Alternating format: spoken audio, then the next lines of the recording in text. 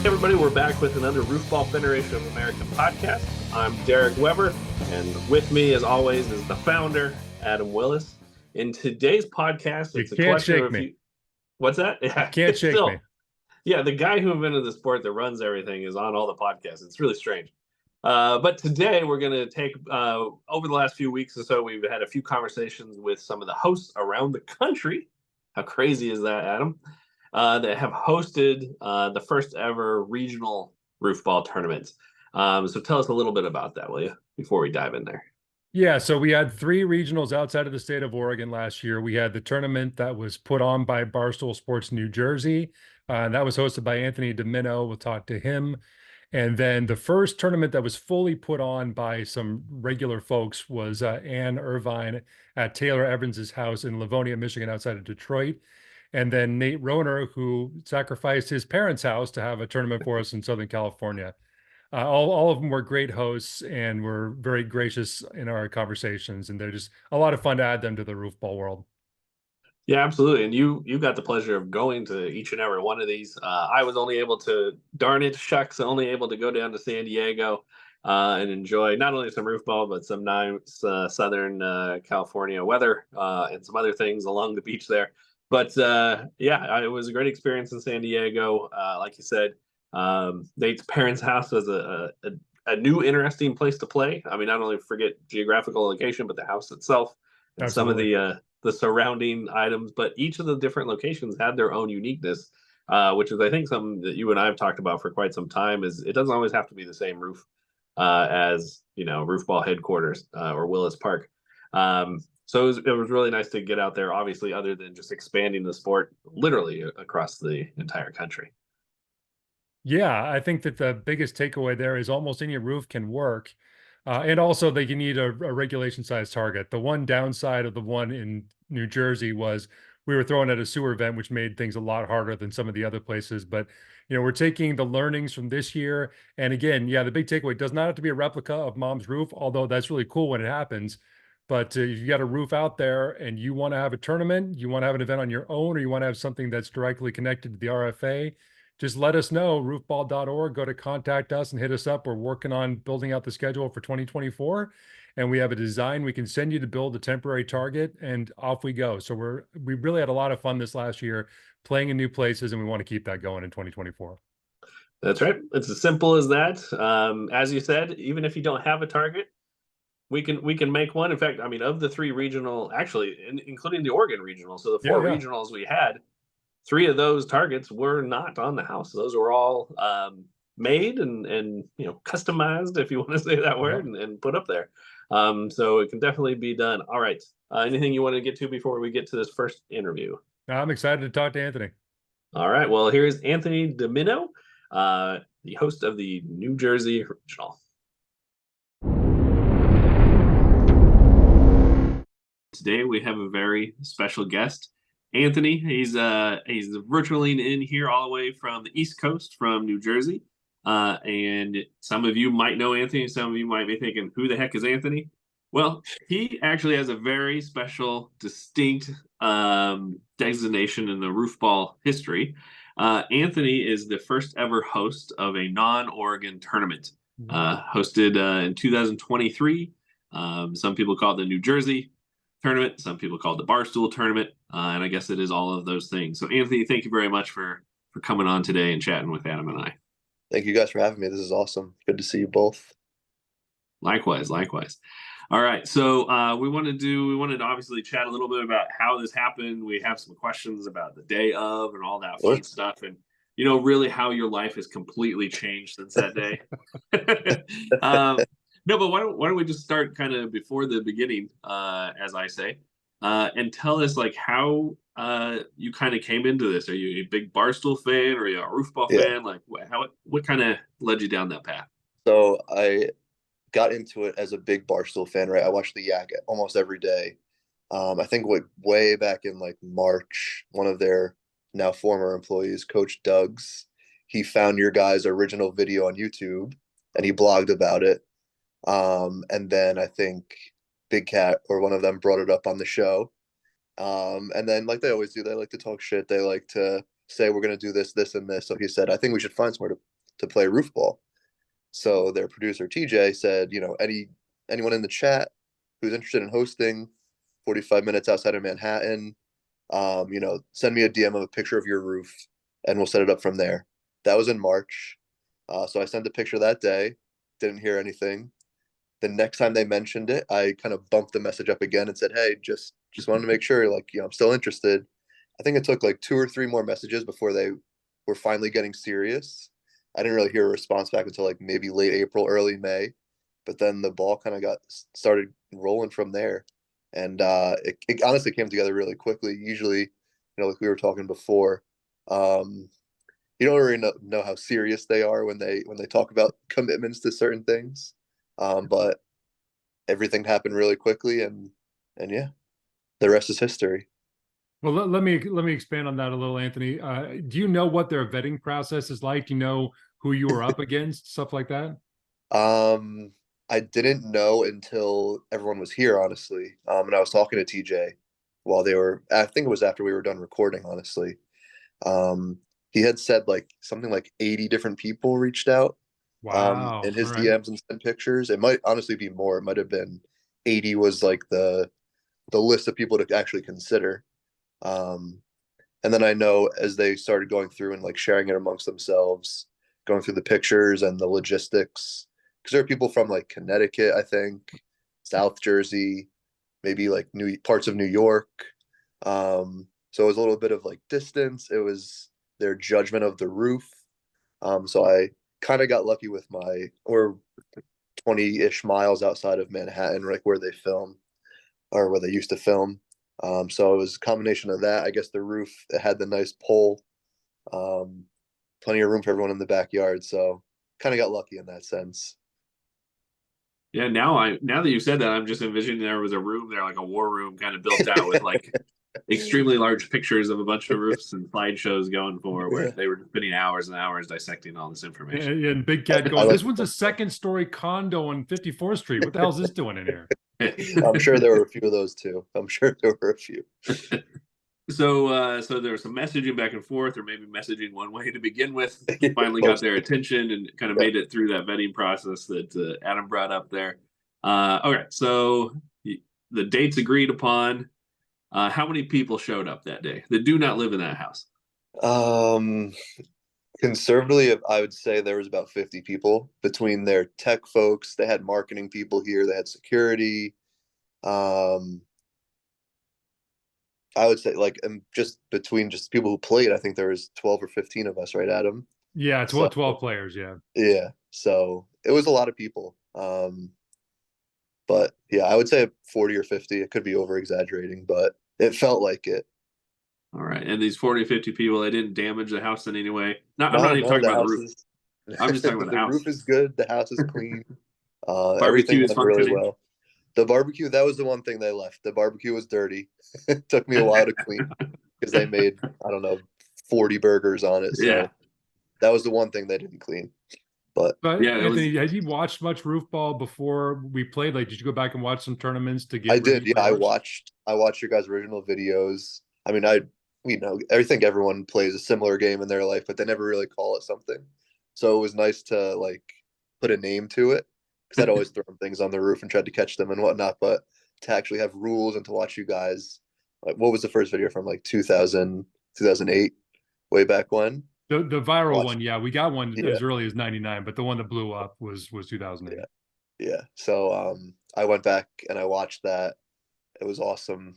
Like I told you guys now, even after everyone came out, my friends and I still play, and we brought it to another house, kind of right outside of Philly. So that's fantastic.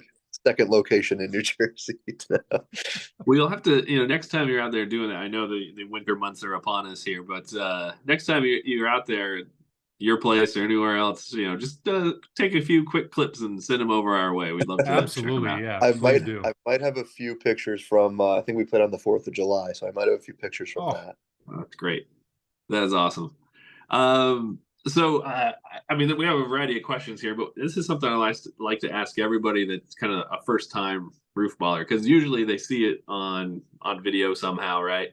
And it's the easiest thing in the world in their minds, and they come up and then they're staring at it and they're like, oh no, that roof's a lot bigger than I thought, and I can't just toss it up there. I have to Right. throw it up there. Right. So what did you kind of expect? I mean, I'm assuming you went out and threw the ball on the roof before 50 people showed up. But what did you kind of expect going into that day from an ability, a skill, a scoring standpoint? So the first time I did it, I actually used like a soccer ball, and it was actually a lot easier because you can like it just rolls, you know. Yeah. Then, like going in and using a football, you can't really control where it bounces. So it was a lot more difficult than I thought it would be. And then the morning of when everyone got here, like most of the Barstool people, we were really throwing practice throws, and we were going by the around and the ping. And I think I did 10 rounds in a row. And then Adam got here and he said, "No, that's too easy on this roof. We're doing pings only." And it completely changed the whole atmosphere of the game. So now actually it's like a race only. to 95 points there. So. Yeah, pretty much.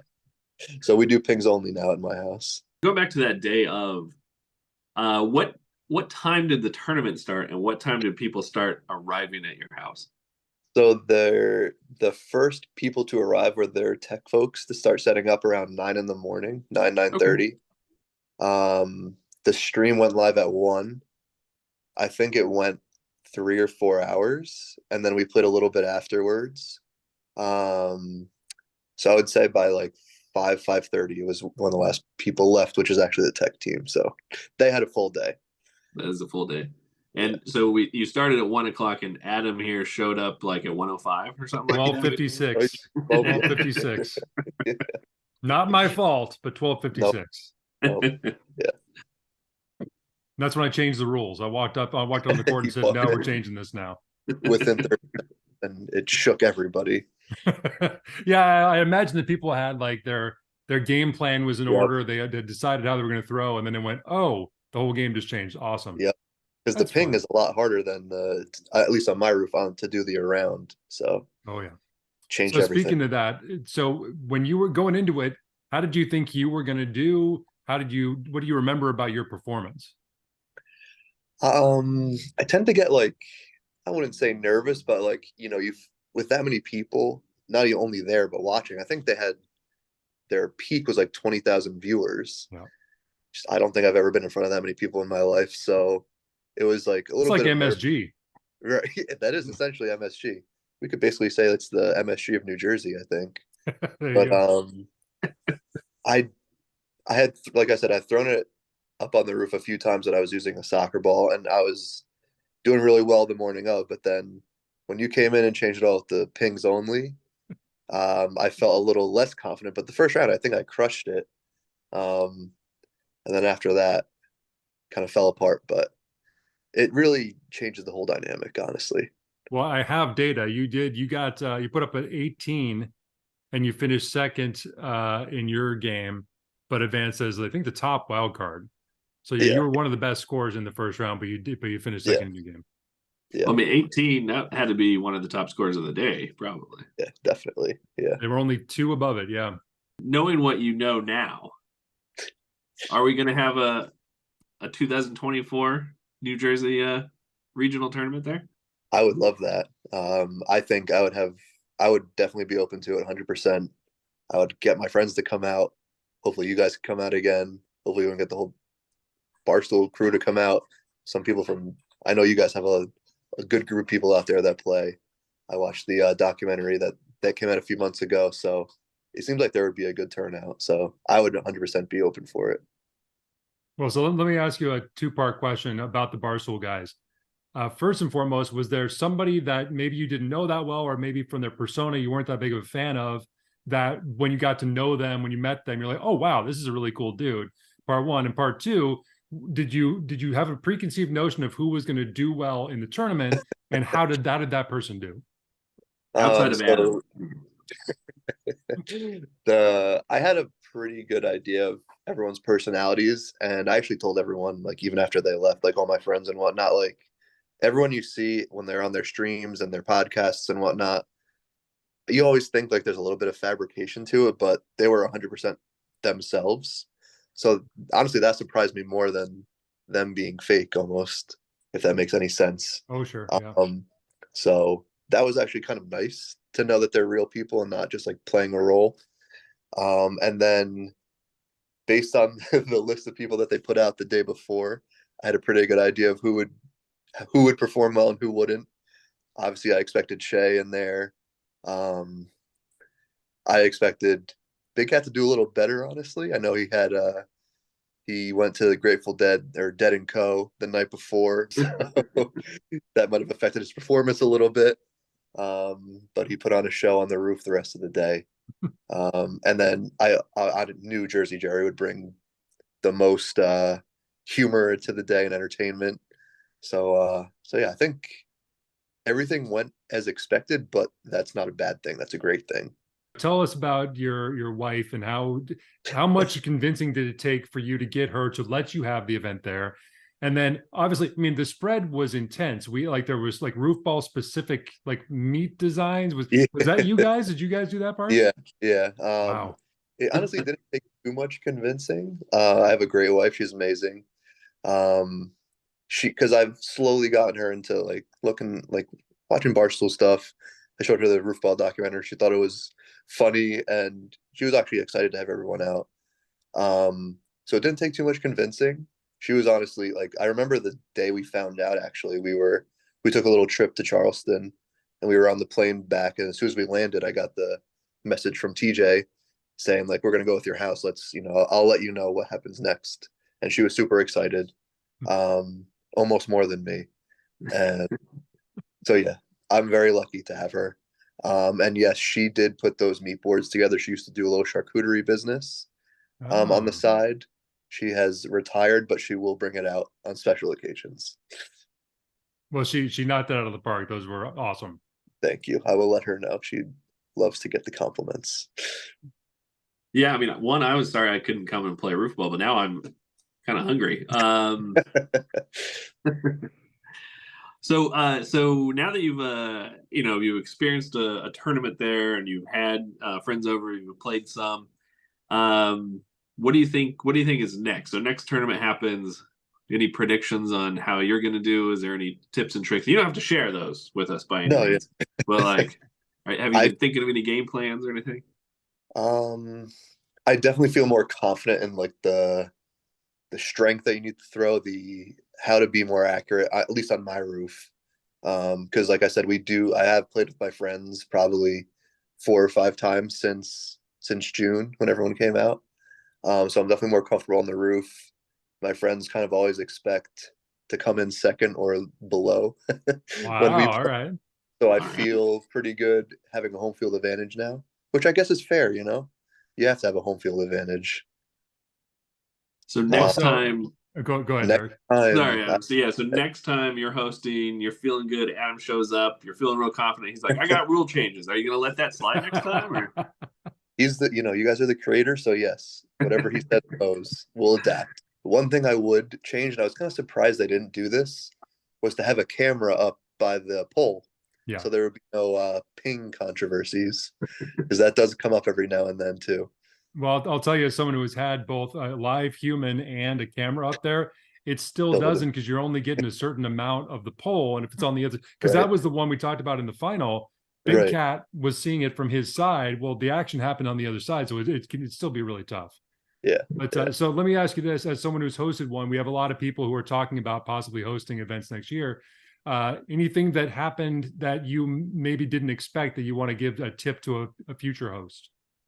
I would say first and foremost, make sure everyone in the household is cool with it. Make sure the roof is I can't really speak about my roof. My roof is like probably 30 years old at this point, but make sure it's up to par and can handle a barrage of footballs all day hitting it and rolling off of it. Be prepared to get a few dents in the siding, maybe a window or two. We got pretty lucky that nothing broke. But I would just say, it's a great experience. It was so much fun. Practice, and bring as many people out as you can. The more the merrier. Seriously, yeah. I mean, it would be fantastic to have another event there, whether it's a the regional or sub-regional or something that leads to the U.S. Open again, it would be fantastic to get back out there. All right. Well, again, really appreciate your time. Not only for the podcast, but obviously hosting that day. It was a whole day thing where, obviously many people took over your house and your backyard. Hopefully not too much of the front yard for their sakes, but really appreciate it. Thanks again for coming on, and fingers crossed we'll be meeting in person someday to throw some footballs at a roof. Absolutely. Thank you guys so much. It was a great time.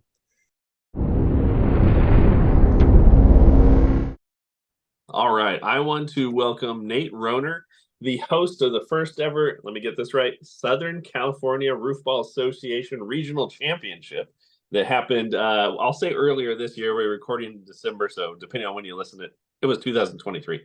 So Nate, welcome to the podcast. I know we have a lot of things we wanted to chat with you about, but I just want to first and foremost say thanks for joining, and obviously thanks for hosting the tournament this past year.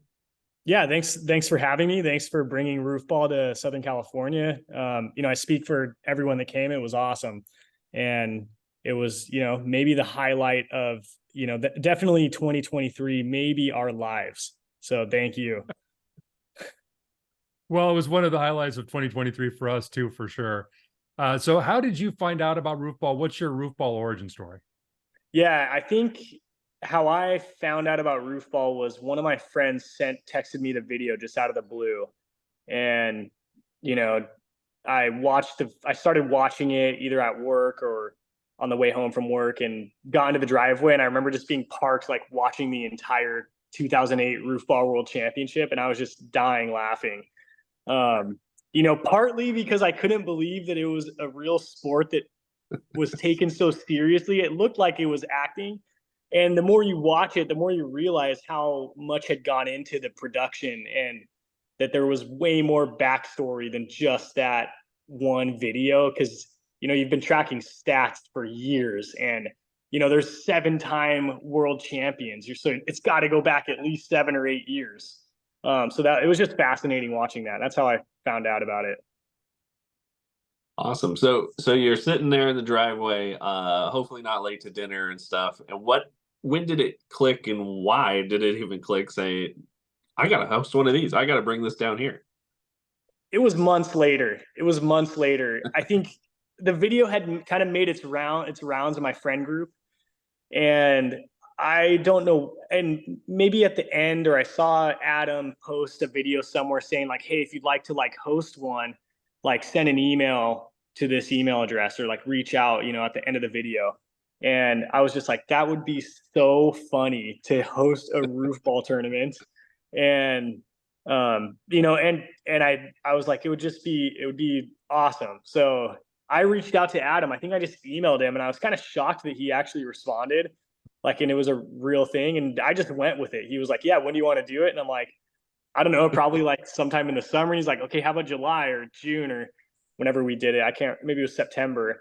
And yeah, we just went with it. So now going from there, though, to in the grand tradition of Roofball hosts, you didn't have it at your place. How did you convince, what was the process like, the conversation like, convincing your parents to have it at their house? There wasn't really an asking for permission. It was more of hey, we're going to do this Roofball tournament. Yours is the only roof that would make sense. What do you guys think? And they were like, I think I had shown them snippets of the video, and my dad kind of got a kick out of it, and they didn't think anything of it at the time. They're like, yeah, sure. So it wasn't like I had to really convince them. I just kind of told them hey, this would be a lot of fun. We'll make it a big kid event. And, that's really all it took. So let's fast forward to that day. Walk us through what you kind of went through that day. You were obviously taking over your parents' house. You had a lot of friends and family showing up. In fact, I think we'll get to it later. It was a very, very family-oriented affair, especially at the end of the tournament. You also had a few of us from Oregon coming down, and then I think you had a couple people from Arizona, all people you didn't know showing up at your parents' house and stuff. Can you walk us through what that day felt like for you, and go ahead and walk us through the end there? Yeah, I actually want to start like 2 weeks before the actual start of the tournament or the event. I almost thought it wasn't going to happen because I hadn't even figured out like, hey, who all is going to be coming to this thing, right? And I knew you guys had booked plane tickets and even like lodging, and so there was some pressure on for sure. I was like, I got to figure out if I'm going to even be able to field a group of players. After I just initiated on my end, like reaching out to people, seeing who wanted to join. I realized pretty quickly that there was a good solid group that was going to be there. So, but there was a stressful period where I was almost like, hey Adam, like I don't know if we're even going to have 5 people for this thing. So that was scary. But once I had the group of people, I kind of knew that it would be fine. We'd have fun. I had assembled the target, thanks to some videos that another Roofball player had sent us from one of their tournaments. And, I think gearing up, it was great having you guys there, the guys from Oregon. You guys obviously like knew how to set up all the technical aspects, the cameras and all of the judges booth, all that. I had some friends helping out, setting up I had a bounce house out in the front yard for all the kids. We had my mom and dad were cooking like we're cooking food for everyone. It was great having like other people there as well. They brought food, and one of the contestants that I didn't even know, his wife brought brownies, like tons of brownies, and they brought all sorts of chips and stuff. So that was pretty fun. We had some like hiccups during the event. The target actually slid down the roof. Like I realized after I didn't use long enough screws to hold the hinges. And the target slid down. That was really stressful. It was mid-tournament. I thought this is like not going to be continuing. Yeah. Luckily, like I was able to climb up there and like screw it together really quickly. And I don't think we were down longer than 15 minutes, like max. I think it was even less. And I thought the same thing you did. Like either maybe there's a chance we're done or that this is going to be a half hour or more delay. So I got to ask you, because it was terrifying from the ground watching you up reinstalling, because it's far and away the steepest roof pitch we've ever played Roofball on. So you were up there with 1 foot on either side of the peak of that thing, carrying this pretty heavy target. Was there ever any moments when you were up there that you were like, maybe I shouldn't be doing this right now? No, in the moment, you're so locked. I was so locked into the zone, right? Like I just had to get it up there and we had to do it quick. I was just like, I have a job to get done and I need to do it. And that's all I was thinking about. I'm like, I can't let all these people down. There was a live stream going on, so I was worried that it was screwing that up. So no, I never worried being up there. I just knew I had to get it done. So. And you mentioned before we hit record on this that the target still sits there today. So. Yeah, whether or not my parents are fans of the target, it's still up there, and they have not said anything to me yet. But my son will go out and throw a ball up and try to hit it. Like he still kind of has the Roofball spirit in him, even after that. So he's still throwing the ball up there, and it's fun. So it's up there for the time being. I keep thinking like, oh, I should go take it down, but I just, keep forgetting. Well, it sounds like it's going to be an even bigger family affair. In terms of getting the players, how did you actually go about doing that? Did you send out a mass email? Were you calling people sort of retail style? Because you ended up with 23 players, just short of a full field, which was great. How'd you actually get those people wrangled? I actually put an ad out on Craigslist. I was like, hey, anyone that wants to come play, come. I didn't even know anyone, Adam. Did you really? No, I'm just teasing. Oh. No, yeah, I fully bought that. I literally was sending texts out to my buddies. A couple of them were like group texts. I was like, hey, this group of guys will want to do it. Some of them were like individual, but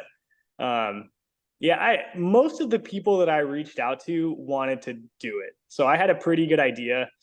Probably the guy that sent the video to me, he's from Idaho. He really wanted to make it down, but he couldn't. It was just too long of a drive for him. And I think that by the time he knew what was going on, it was too late to fly. So, there's some guys that couldn't make it, but we had a full turnout and it was great. part of the turnout left before it was even over. A lot of the guys like didn't think they were moving on, right, as wild cards, which was frustrating for the Oregonians. I remember there was some visible like, how could they leave, right? Like it was pretty frustrating. But to give them some credit, like they drove down from Utah where they go to school, and they were all like itching to go surfing, so they left a little bit early to go get in the water. Yeah, I understood a lot of them. The only one that got me was, and I'm not going to name names, but the player who won the last game of the first round immediately left. We're like, where's he? And nobody knew. I think he's gone. He's gone. He just won. What is happening? But it was great because your wife got back in the field after all that. So that was fun to have her play in the second round. It was, yeah, and she ended up winning. So it was great. Kimmy's really competitive, so that meant a lot to her to be able to play and win. And how many months pregnant was she at the time? She had to have been 2 or 3 months pregnant. Okay. She's due in February. So if we do the math and work backwards, it's probably like 3 or 4 months, 2 or 3 months. I don't remember exactly when it was.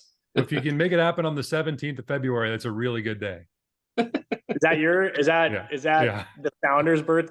Well, if he's born on the 17th of February, I'm going to have to name him Adam. Oh, come on.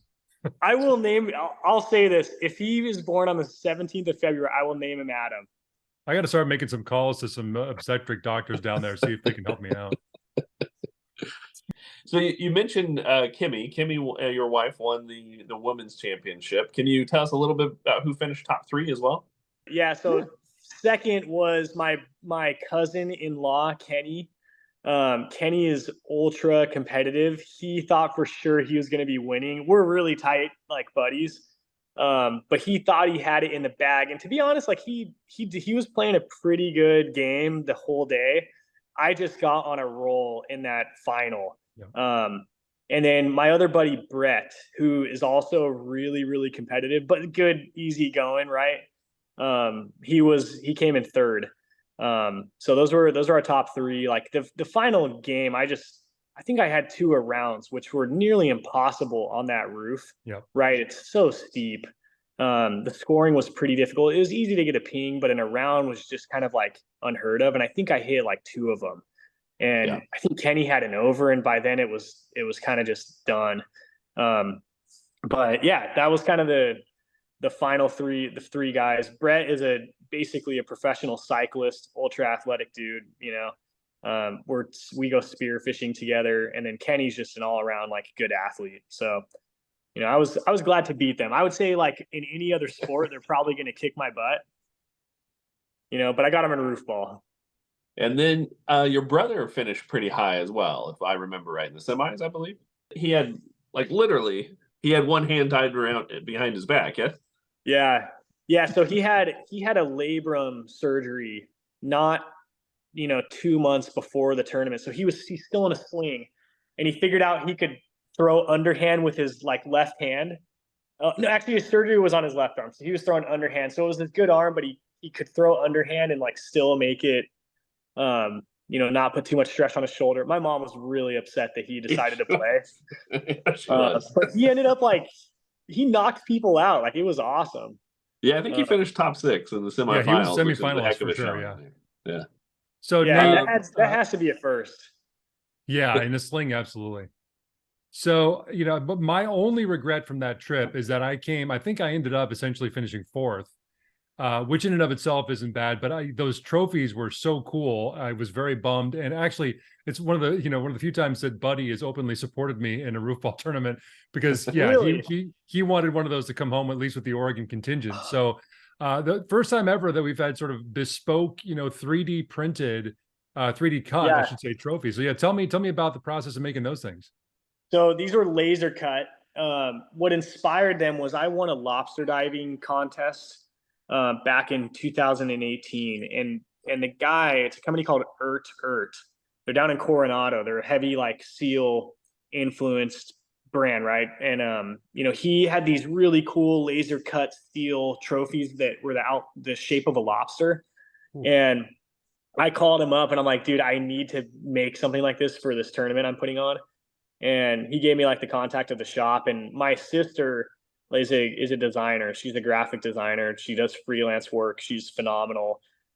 Worked at Purple for many years doing all of their like design on the sets and the ads. And so I kind of like sketched out what I wanted. She created it, and then I sent it to the laser cut people, and it was done. Right. So they were made in like aluminum, like really solid. They turn out really neat. Like the design's all, it's pretty defined. Yep. I was bummed too that you guys couldn't take one home, because I know it would have found its way to your office. Adam, maybe I can send you mine and you can just like have it in the Roofball Museum, right? It is Roofball history. I would be honored to have that in the collection over my shoulder here. Yeah, and I'll just give it to you on loan. I can tell you, Nate, that there was definitely conversations amongst Buddy, myself, and Adam of like, one of us has got to finish top 3 to get one of those and bring it home. And then the thought occurred to us, we're not checking bags. Is that going to fly through here? Is the security okay or not? I don't know. It probably would have been fine. Yeah, I'm sure I was actually really worried that I wasn't going to bring one home. And my son, because I had showed my son, he's 6 years old. I had showed him the trophies the night before. And he was like, you have to win one. And he started like, he basically was tearing up, like, on the spot. He's kind of sentimental, and he just like, I let him hold the trophies, and he was like, just like, he didn't even want to let go of them before it even happened. So I was relieved that I got even to take one of them home, let alone first. So I was happy to give it to him. He keeps it in his room next to his bed, which is pretty funny. Well, then I don't think we can take it away and put it in the Roofball Museum. We'll have to figure out something. We'll have to make a replica or something like that. So, Nate, I've caught you saying ping a few times, but when we were down there, you and your friends especially weren't really using that term. In Southern California, you refer to the ping as a dong. So it definitely took a little bit of getting used to for the Oregonians, but we caught the hang of it at the end. When we were saying ping in the beginning, everyone was like, wait a minute, what's a ping? So there was, different regions have different terminologies for the sport. And, our preferred terminology for hitting the thing is, you hit the dong. And who coined, I'll tell you a little bit of history on dong. Why do we say dong versus ping? Brett Byland, who came in third, he coined that years ago. And so we've always referred to it as a dong, and when we played informally. So we had to introduce that to the official Roofball event, and hopefully, that term lives on as well in the history books. So before we move on, we talked a little bit about the uniqueness, obviously the first one in California, the pitch, how steep it was. There was also, we didn't even talk about I don't know what you call them. The term eludes me, but basically windows on either side. The dormers. That kind of funneled the ball either right to you, which was nice, or way the heck away from you, which was not so nice. But there's a unique feature for an over. And there was a lot of, we've had one tournament in the past where it rained the whole thing, and there was a lot of drying off of roof balls that day. But there was probably more in 80-some degree temperature down there in this past August than there ever has been before. And that's because right on the other side of the roof, you throw it over, that ball is going in a pool. And so I know there was plenty of times where we had to run back there and fish the ball out of the water. I don't know. I thought that was pretty cool, just from a feature standpoint. We haven't had anything like that in the past. Yeah, it was funny. I think part of the issue was the covers on the balls were synthetic, so they didn't. I don't know if that helped or hurt, but when they got wet, they stayed slick for a while. So I feel like for most of the day, we were swapping out the balls that were just wet, letting them dry, propping them up in the sun, and then like using whatever one was dry. But yeah, it was definitely like once it went over, it was a race to go scoop it out of there so it didn't soak up too much water. That was pretty funny. Yeah, the dormers, like they definitely, it made it almost more of like an athletic game and a race to get even a catch. I feel like just getting the catch was hard. Especially if it went on either side. It was like a sprint, and there was one time where I ran into the rock wall, and like I even like scraped up my thumb a little bit. But But it was, yeah, so it definitely, I don't think the steepness of the roof was ideal from a scoring perspective. Like having been to the US Open up at mom's house, it was that's so much, it was so much easier to just like catch the ball, like throw it up there. And you're not like, as soon as you threw the ball at my parents' house, you had to be like ready to go run and catch it. So it was exciting, made for a different experience. Yeah, it's almost like you had to briefly be an athlete to play a sport, which is something that I really can't relate to. But so yeah, obviously you win the championship, you qualified for the US Open, and fortunately for us, you were able to come up. Tell us about your experience up at Willis Park. Yeah, well, it was surreal. I'll say when I stepped foot into Willis Park, I was like, I feel like I know this place. I've seen it a million times. I almost oddly like felt at home. Mama Willis like even like reheated one of the egg sandwiches that she had made you guys for me. Like she was just super accommodating, really nice. All the neighbors were super nice. All your buddies that were there, super inviting, and definitely was a great experience. Willis Park was great. Like I even had the chance to go up onto the roof to free a ball, and I was like taking selfies up there by the pole. I'm like, hey, this is the post. Like, so no, it was a lot of fun. What do you think of your personal performance? You know what? My first round, it was stellar.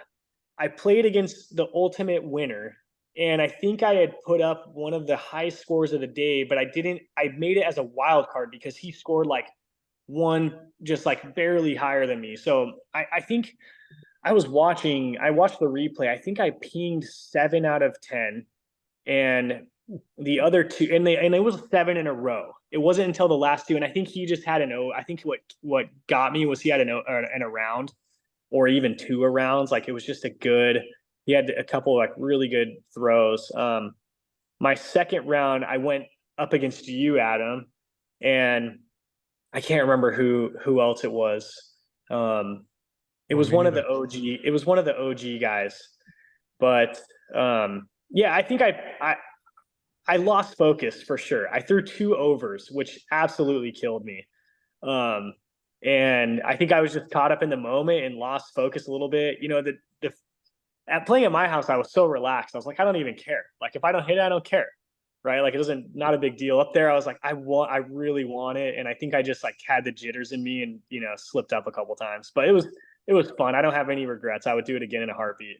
Let's talk about next year, 2024. Will we have the Southern California Roofball Association Regional Championship 2024? Hey, you said there were no gotcha questions on this. Yeah, I'm sure we'll do it. I don't know how we can't do it. Whether it will be at my parents' house or not, I'm not certain, but I would love to do it again. I thought it was a blast. Well, so target's still up there, right? So it's low hanging fruit. It is. It'd be easy to set up. Like now we kind of know what to do, how to run it. Yeah. We know where to plug in the Ethernet cables to run the cameras and the live scoring. That we need to iron out some kinks there, Adam, to make sure that the live stream stays up on YouTube, doesn't get taken down. But yeah, I would do it again. All right. So awesome. Nate, now I got to ask you kind of a sensitive question here, right? It's not a gotcha question, but it's a sensitive question. It has to do with the reaction of certain Roofball fans, primarily the female ones. I know at least one of my friend's daughters has developed a crush on you, and a woman I live with kind of has one also, that being my wife. And so I want to know what is your reaction to being maybe Roofball's first true heartthrob? It's humbling. Like I mean, I was so in the moment, but I remember just cheering me on like the whole time. And then watching the live stream again, it was like, she kept, I don't want to call any names out, but, it was pretty funny. And she was super nice. Like I was, it's humbling. I don't think I'm anything that great, but, I just like to have fun and, like to make everyone my friend. So it was, I don't know what to say. I'm humbled and honored. I'm going to use the camera as a stand-in for a phone with my wife watching the replay live stream. She's like, look at his eyes. Look at his eyes. Like, babe, I've seen his eyes. Yep. I've seen him. Nice eyes. Yeah. You're like, I don't need to look again. I don't need to look again. Yeah. I'm good. Yeah. I've seen. This is my favorite question that we've ever had on any podcast. Well, Nate, just again, on a personal level, I want to thank you for, as I always say, sort of, sharing my crazy and having a tournament that you set up on your own. I know obviously how chaotic that can be and how stressful that can be. And thank you to your parents. It was their home is beautiful. The neighborhood's beautiful. It was a wonderful place to spend an afternoon. And any opportunity we can come back down and see you again, and certainly see you at future tournaments. I'm looking forward to it for sure. Well, I'd be honored to get an invite back to another one and to have you guys down. So truly, like, awesome experience. We'll never forget it. Thank you, Adam. Thank you, Derek. Thank you to the whole Oregon Roofball crew for being so inviting when we came up to visit. That was awesome. And I wish I could have spent more time there. I had a plane to catch like pretty early, but I was able to stay the whole time, which, I was really glad about. But yeah, you guys are awesome. I hope to see Roofball many years into the future. And if I can be a part of it, that'll, be the icing on the cake.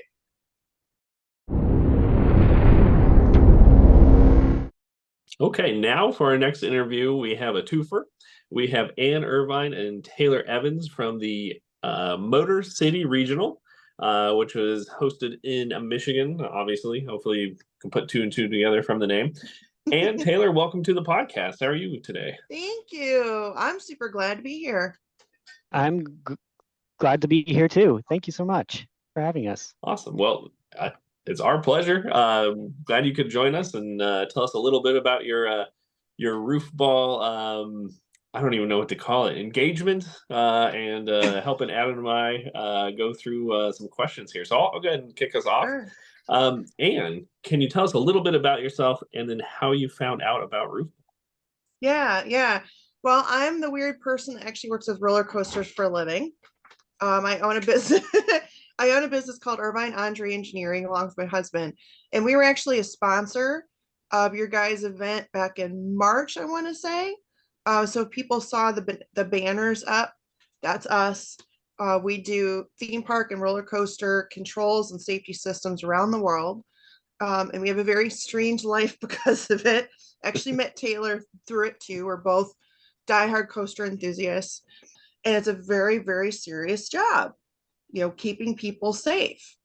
So especially when work season comes around, which for us is springtime, there is just so much stress just running through us because we have to travel. We have multiple things going on. And as much as we love it, we have to find things to not stress out as much. And I think it was around February that you guys went viral. And it was a Saturday morning in February, really super cold in Michigan. And I think it came up on YouTube. This thing is viral. And I looked at the comments and everybody was freaking out. This is amazing. So I'll watch this and then tell Brian about it, and I'll bring him into it. Like, look at this great thing I found. So I start watching and I start getting hooked. I'm like, this is really fun. I'm really enjoying this. Okay, come on over, Brian. You got to watch this. And he's watching, like, yeah, this is really cool. This is really cool. And I was like, you don't think it's the most awesome thing you've ever seen in your entire life?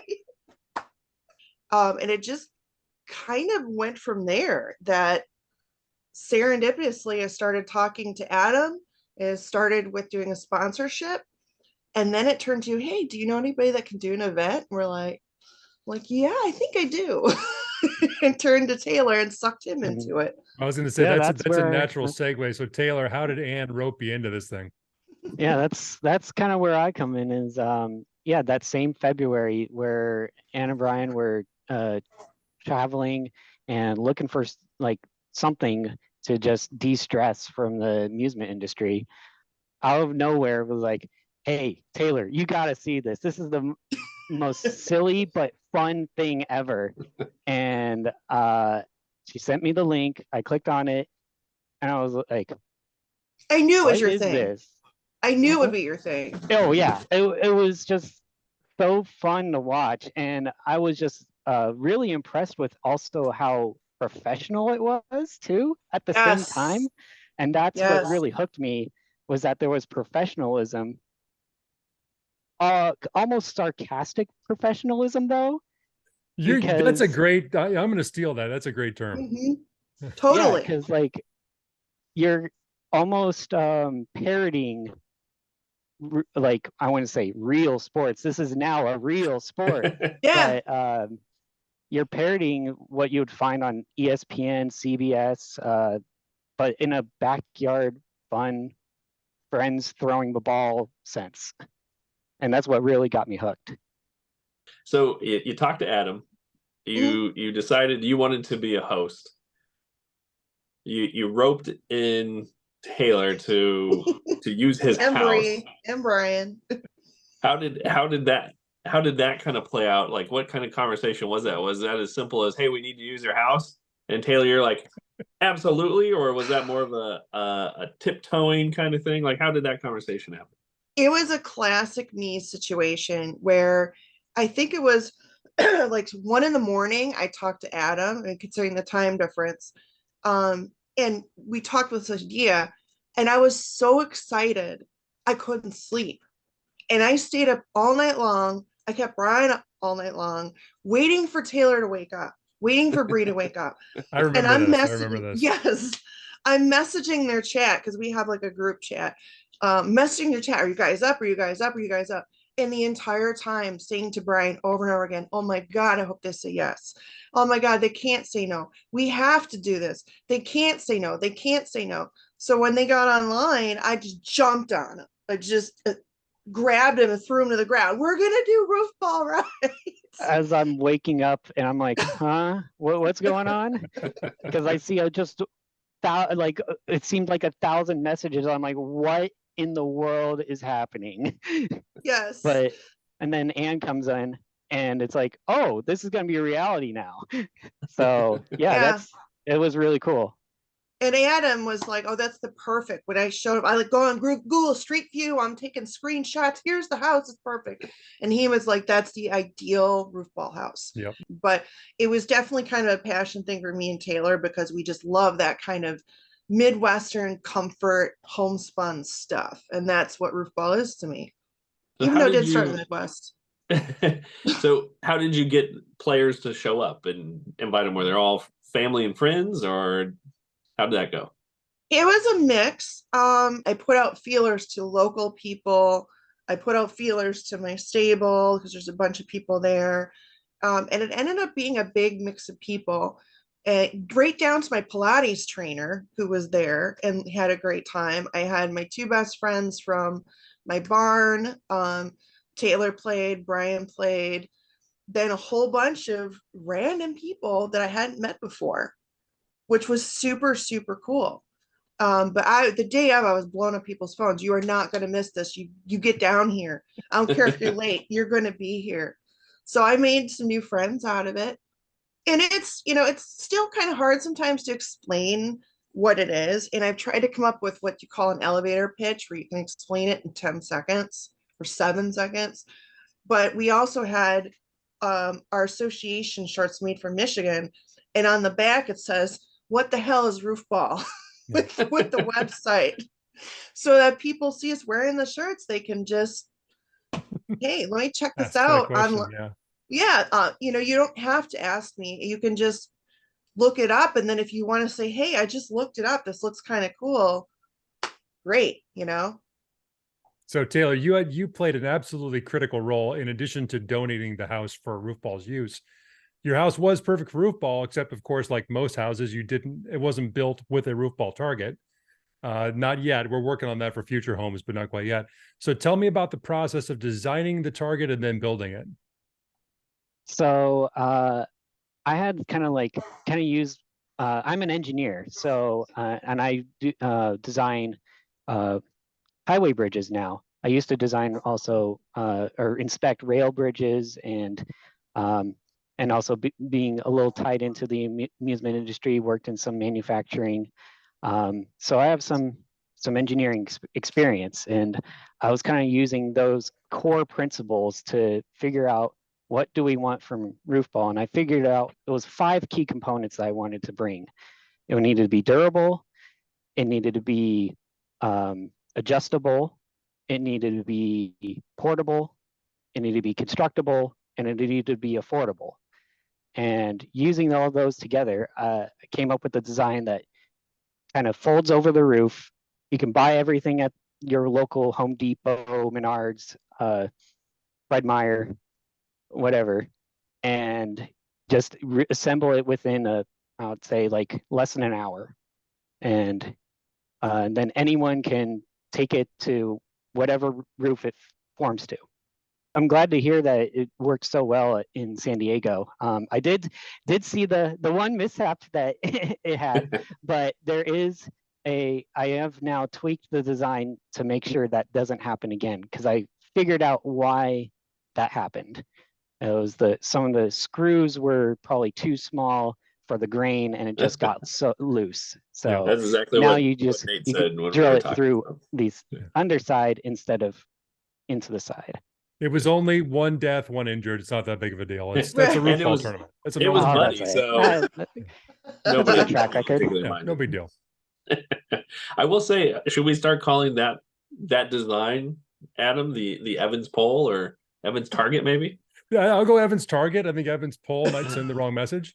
But I'm okay with I think Target is a better choice. yeah, especially Okay. with San Diego's use of dong as their replacement for ping. I think you're really That was getting a choice. some PG-13 waters there. So I was a think the Evans choice. target.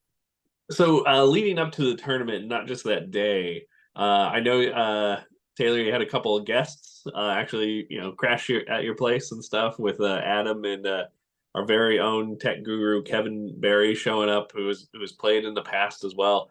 Can you kind of just lead us up for, I don't know, a couple days before the tournament, what that looked like, and then take us into what that actual day was like hosting that tournament and having it at your house?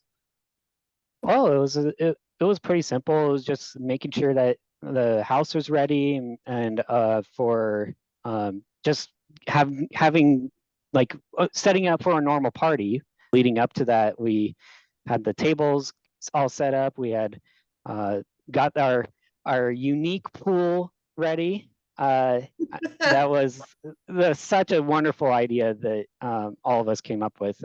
I'm glad we implemented that to the tournament. Well, Anne, I wanted to talk to you about that because I think that you were the main driving force of wanting to replace the gray Volvo in some way. So why was that important to you, and why did you end up settling on the kiddie pool / hot tub?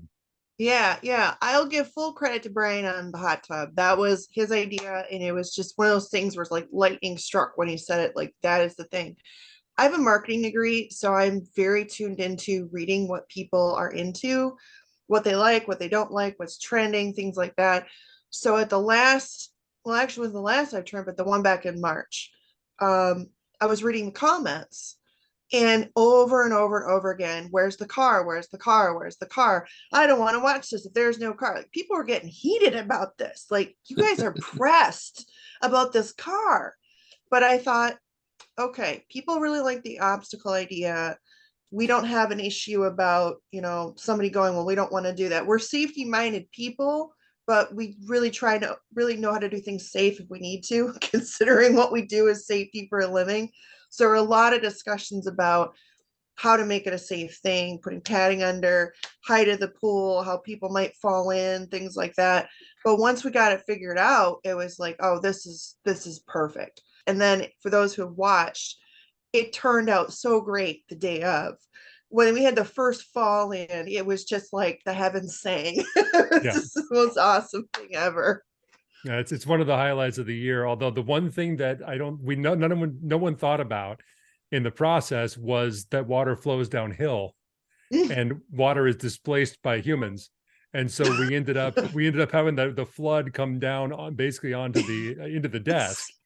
But fortunately, our tech guru Kevin Barry, because of his years on doing remotes, had us put all the power stuff on the table, so we were saved from electrocution by Kevin's. Yes. A new hazard to Roofball. Well, I wanted to do you guys proud, honestly, that I really love you.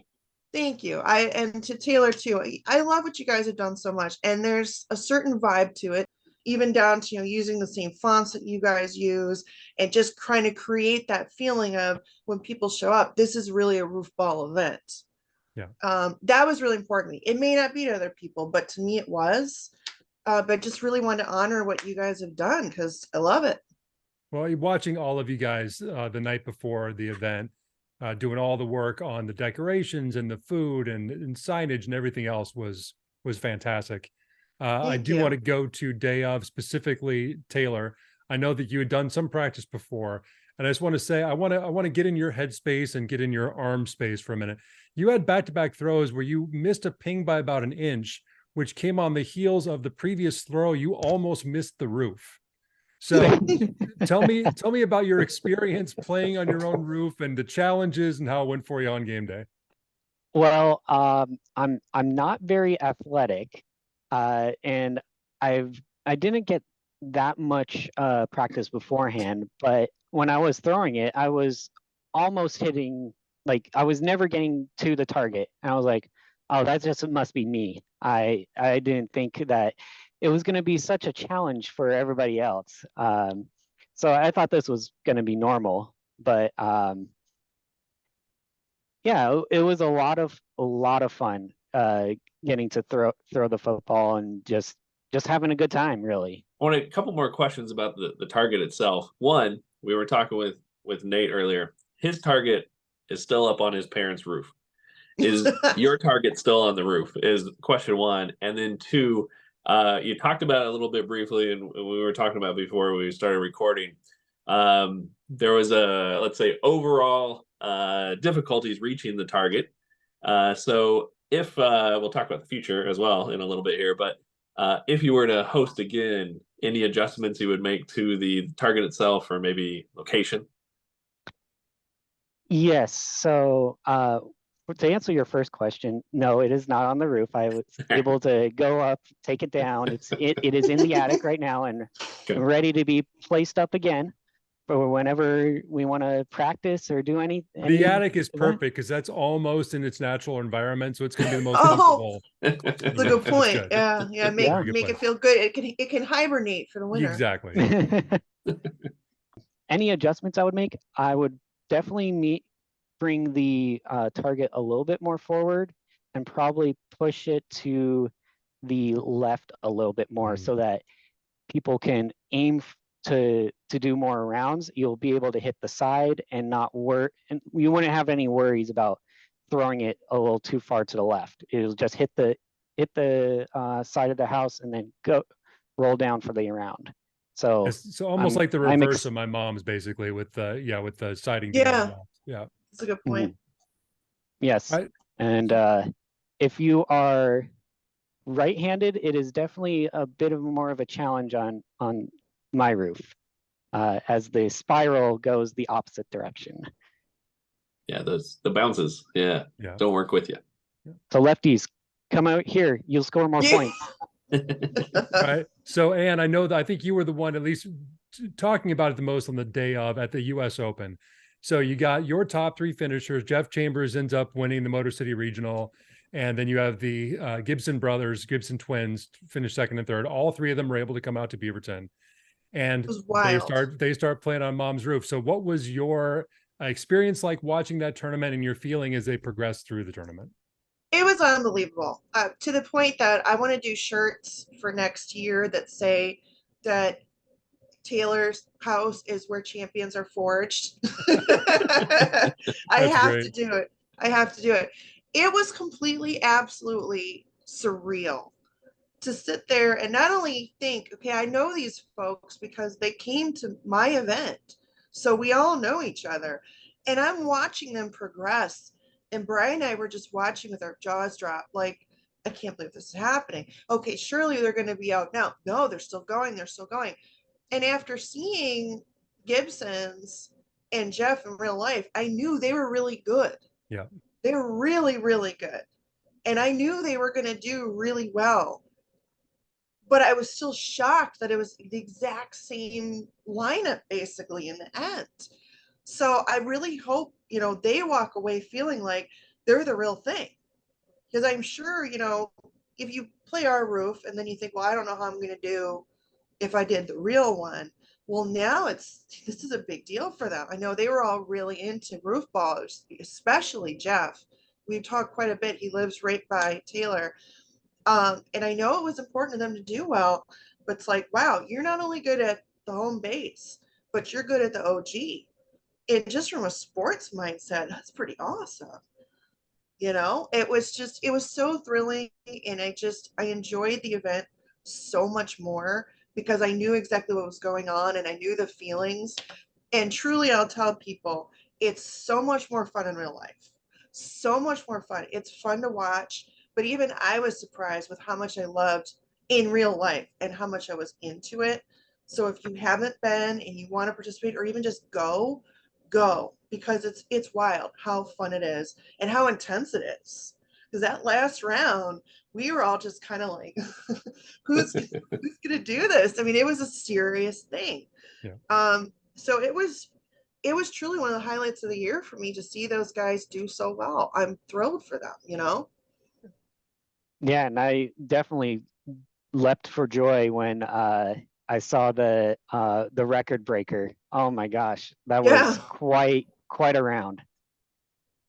Yeah, I was going to say, if there was any doubt about those guys being legit roofball players, it went away real quick, even early in that tournament, and obviously the way it finished. But when Darren put up the 77, it's like, okay, these guys are here to play for sure. Yeah, it was wild. It was wild. I noticed too that the Gibsons never stopped warming up and practicing. The entire time in the background, they were in the street, throwing balls, stretching, just continually. So that's a tip for everyone else. See, acting like a real athlete, that's anathema to roofball. That's not the point of this. Yeah, You're supposed to finish your third beers, beer, jump up and throw a ball at a pole. Come on, guys. But it was entertaining to watch. You have to admit. Yeah. Oh, they were fantastic. Yeah. Yeah. Awesome. Well, I guess the big question is, and I think you probably already said it, but are we going to see a Motor City Regional in 2024? I'm ready to set the date right now. You know, basically kind of the same. Yeah. Yeah, I can't imagine not doing it. And like Taylor mentioned, we're definitely going to make it a little easier. And this is a tough call because on one hand, I can say, hey, look, if you're good at our roof, when you go somewhere else, you're probably going to be really good. So there's that side. But my marketing mind, you know, Brian told me there are a lot of comments about it's too hard, it's too hard, it's too hard. So I feel like, yes, we need to move the goal to make it a little easier. So we see more rounds, we see more pings, things like that. So for people that didn't like that, yes, we are going to make adjustments. But I can't imagine not doing it. I mean, Taylor, like, can you imagine not doing it? We'd be sitting there like, what's wrong with us? I have to do it again. I absolutely have to do it again. It was so much fun. It was. And I am really excited to bring back Roofball in the D. I can't tell you how glad I am I did it. It was wonderful. Everyone did such a great job. Taylor and Bree and Brian, everyone just, it was wonderful. It was an amazing event. And I think next year's is going to be even better. I really do. Yeah, everyone did such a good job. Adam, your crew just knocked it out of the park. Chris So with his commentary, God have and Chris come back. Bree hosting, me hosting, just everyone did it great, and I cannot wait to do it again. It was all around a love fest to me. It really was. It was a highlight, the highlight of the year for me. If anyone's thinking about doing it themselves or coming out to watch or participating, you got to do it because it's one thing to watch it online. It's another thing to experience it in real life. It's really special. It's really special. And we want to keep building things with you for sure. All right. So there were interviews with the regional host for 2023, you know, minus what I was thinking about it. The non-Oregon regionals, we did have the Oregon regional. We didn't have Buddy on here, obviously. Buddy is an integral part of the roofball world. He's a bigger story. We got to talk to him for like an hour at some point. We could just follow the guy around for a day and just see what the life is like. Ooh, the Buddy reality show would be a thing. Yeah. Okay. Well, we'll put a post-it on that right there. So the idea, right, of the regionals was that the winners or top qualifiers, whatever, the high performers in these tournaments would make their way all the way back to Oregon and play in the U.S. Open.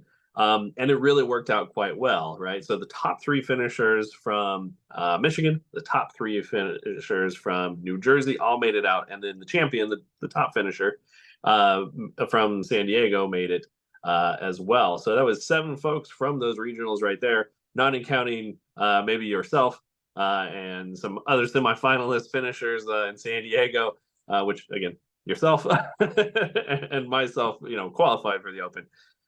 So really the only regional that didn't have the champion there was the Oregon one. And that was me. I say I have a good excuse. At the time I felt, every time I think about it now, I'm not sure. But I was thinking about it the other day and I'm like, well, we'll make sure that tournament's not hosted on that day anymore. So not that I might ever get a chance to do it again. So yeah, I mean, I think it worked out pretty well, but you tell me, what are your thoughts on how the whole regional system worked and what your feelings on it? Good, bad, indifferent? How'd it go?